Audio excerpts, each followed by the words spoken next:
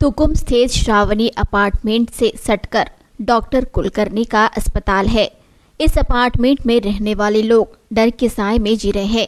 कारण यह है कि अस्पताल बिल्कुल अपार्टमेंट से सटकर है और अस्पताल की खिड़कियों की हालत एकदम खस्ता हो गई है। आए दिन खिड़कियों के कांच टूटकर गिरते हैं और खिड़कियां भी गिरने की कगार पर है, जिससे दुर्घटनाएं होने की संभावना निरंतर बनी रहती है। इस संबंध में लोगों ने डॉक्टर कुलकर्णी से बात की, परंतु कोई सकारात्मक नजरिया न होने से उन्होंने पालिका से इसकी शिकायत की, लेकिन फिर भी कोई हल न निकला, जिसके चलते उन्होंने पत्रकार परिषद लेकर अपनी समस्याएं पालिका तक पहुंचाई है। पत्रकार परिषद में अपार्टमेंट के सभी निवासी मौजूद थे।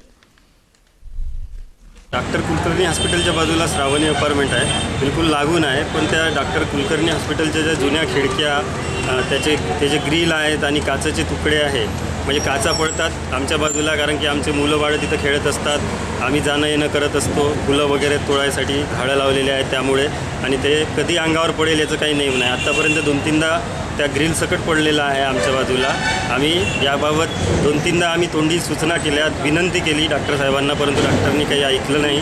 त्यामुळे आम्ही महानगरपालिकेला 2 महिन्यापासून सारखं आम्ही नोटीस देत आहोत, अर्ज करत आहोत, परंतु अजूनही आमच्या अर्जाचा विचार त्या लोकांनी केलेला नाही। आणि त्यामुळे आम्हाला ही कॉन्फरन्स घ्यावं लागली की आमची मागणी हीच आहे की बा या महानगरपालिकेने जसं ज्याप्रमाणे घर टॅक्स वगैरे घेतात, बाकीच्या गोष्टीवर जसं तुमचं हे त्याला म्हणू आपण नजर आहेत, तर आमच्या ह्या सामान्य माणसाच्या ज्या काही अडचणी आहेत त्या अडचणी सोडवण्यासाठी तुम्ही काहीच कारवाई का करत नाही? म्हणजे मोठ्या माणसाचे हात मोठे असतात म्हणून त्यांच्यावर तुम्ही काही करत नाही का, असं आमचं म्हणणं आहे।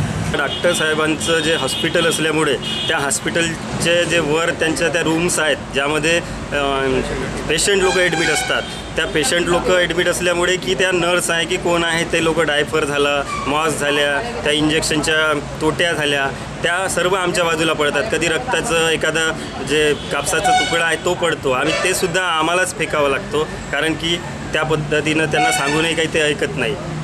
ह्या गोष्टीसुद्धा त्या लोकांना आम्ही डॉक्टर साहेबांना सांगितलेलं आहेत, परंतु त्यांनी त्यांच्याकडे सुद्धा दुर्लक्ष केलेलं आहे। बाजूला बाथरूमसुद्धा आहे, तिचंही दुर्गंध येत असतो नेहमी। ओपन बाथरूम आहे, तिथं कोणी जाऊन लघवी करतात, त्याचे सुद्धा वास येतो।